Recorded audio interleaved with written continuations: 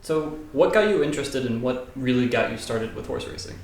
I always liked horses. When I was a little kid, my grandfather took me to the racetrack and to stables and stuff like that. When I was a service manager at a car dealership in Cherry Hill, right down the street from Garden State Racetrack, which was a very popular racetrack in the 60s and the 70s, jockeys, I would work on people's cars. The main guy I worked with was a jockey named Phil Grimm. He brought his car in. He was only there 4 months a year. The track only ran 4 months a year, and then they went to different Oklahoma, Florida, that kind of stuff. While he was away, he maybe take care of us. He had a wife and 7 kids, and take care of the cars for them and do that kind of stuff. Yeah. Also, I was working on the track announcers, the guy who called the races. His name was Jack Lamar at the time. He lived in Cherry Hill, and he physically called the races. Here's number 1 coming out, boom, boom, boom. And I got very friendly with him and started meeting some people. Phil Grimm, in 1977, got me interested in buying a horse. I asked him about buying a horse. And at that time, I owned my own transmission shop. I didn't work for the car dealerships anymore. I owned my own transmission shop. And I bought a horse in 1977, Alicia Winlock. Had it for 2 years and never won a race.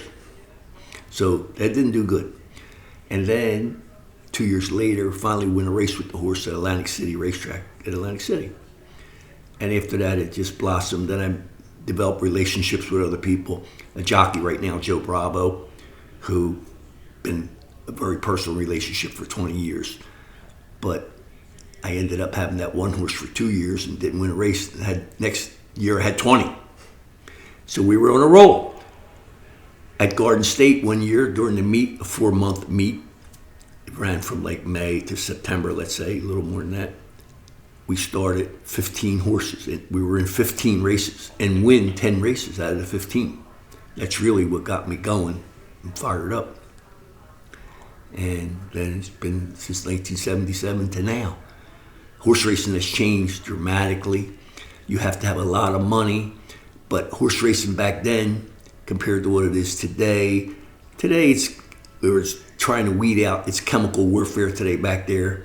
Whoever uses the best medicine back there and gets away with it can win races. The racetracks, the politicians, the people who own the racetracks, they could stop it today, but they just, a lot of hot air, and they don't stop it. They say they're combating it, and they are going after certain individuals. But horse racing itself is dying. I'm 71 years old. When I was involved with horse racing, I was the youngest person. Young people don't do racetracks. They might go to casinos, they might play Hold'em, they might do something like that. But, their interest, they might go to the racetrack one day and have a good time, have a hot dog, eat, drink a beer, watch the races, make a couple bets, bet your phone number, whatever you want to bet, your age. But the interest back in the 70s and the 80s when Garden State was open, sometimes they'd have 50,000 people one day at the racetrack, 50,000 people. But at them days, you could only bet at the racetrack. You couldn't bet online like you do today. Today, the racetrack, they'll get 5,000 people. But the people who do the majority of the big betting, they're doing it online. Everything's done online. You don't have to go to the racetrack. Before in the 70s, you had to go to the racetrack to be able to bet. You couldn't bet Laurel or Florida because they had no online betting. You had to physically be at that racetrack. So if you wanted to bet a horse in Maryland, you had to drive to Maryland to bet the horse. And that's why horse racing was different. Today, you can sit in your living room and you got every racetrack in the world, no matter where it is. If you want to beat the horses is the type of business, if you work back there, it's like a circus world. They come and go, and it's 7 days a week. Horses don't know it's Christmas. They have to eat every day. You have to take care of them if you do it properly. If they neglect horses, which is possible too. But it's very exciting when you own the horse.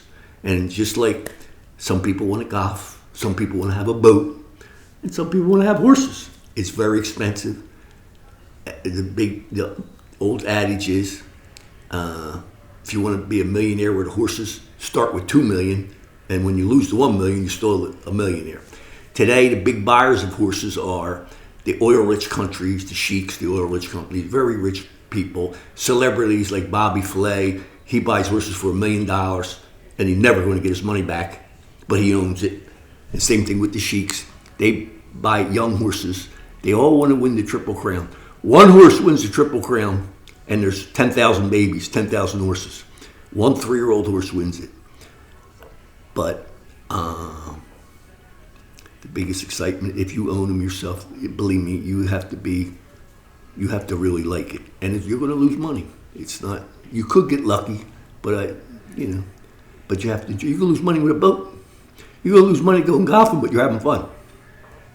But other than that, did I have personal relationships with a lot? Yes, jockeys, trainers, owners, other people there. I feel the same way I do. But do I enjoy it? Yes. Am I sorry about it? No. So what is your involvement today with the horse races? Today is a whole different world. Right now on the television, we have the races on TVG. They're live races. But you can go online on your computer every day. You can bet. And in New Jersey, you have a legal betting account. You have your own account, like a checking account at the bank. And it's legal. But you can bet Japan, you can bet Florida, you can bet California, wherever you want to bet, and you can watch it live. And that's where the majority of the betting handle, the money that's bet each day, it's online now. You don't go to the racetrack because very few people go to the racetrack. It's dying there. But the majority of the people that bet they're big bettors. There's syndicates that bet every day. There's a lot of type of betting, like a pick six, where you pick 6 races in a row. Well, this is an expensive bet. I mean, you might make a combination, could cost you $5,000, $6,000 to make the bet. And there's syndicates out there that put up $100,000 every day trying to hit these big bets, and sometimes they do. They make big numbers, big hits. But the IRS has just changed the rules. Just like if you hit the lottery in New Jersey for $600, you have to sign for the lottery. Well, at the racetrack for all these years, if you made a $2 bet and it paid over $600 for $2, you had to sign at the racetrack, and they took the money right out there, gave you a regular W-2. Last month, well, actually October the 1st, the IRS changed the rules. You don't have to fill out these slips anymore. You can hit money at the racetrack now, and there's no taxes taken out. And that's why the people who are betting now are professional bettors. Just like if you go down Atlantic City and play cards. The people that are sitting down there are professional card players.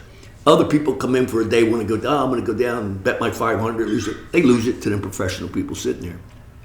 Horse racing, the gambling part of horse racing is the professional people betting and making money. The ownership part of horse racing is, like I say, very rich individual people. The taking care of the horses back there, the jobs, is there's no heat, there's no, air conditioning. It's 7 days a week. It's not very nice, but they have to love what they're doing. And that's how it is. I mean, but it's not a good business to be in. Throughout your career with horse racing, what kind of people did you meet? Horse racing, the people have changed. People come and go in horse racing. Even the people that work there, people that own it, people that gamble. Gambling's gambling. They go broke. It's like you're addicted. It's like drugs. And you see people go through a lot of money. But I met people back there, but most people, there's no longevity in the horse racing business. I mean, there's some people that have been back there scraping and making a living for 20 years, but they already have money. Most of the people that have longevity in the horse racing business don't need to make a living. They already have money. They got plenty of money to lose.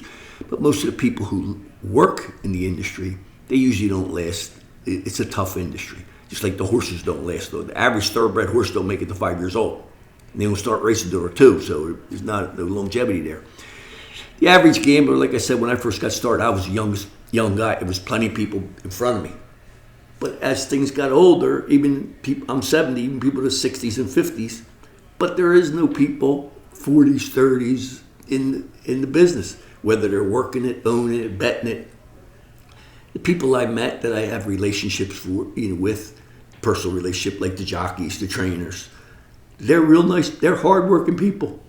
But the jockeys have a very dangerous occupation. I mean, they could be riding today and crippled tomorrow. And so even jockeys, the longevity is not very good for them, 4 or 5 years. Plus they have to weigh 115 pounds. Everybody grows up. So there's a lot of issues. But it's just like football players. They're out there banging everybody in the head. They ain't going to last real long, and they don't last long. But everybody watches football. or you're supposed to watch football. But the people that I met, believe me, most of the people that I met are older. They're dead. They're gone.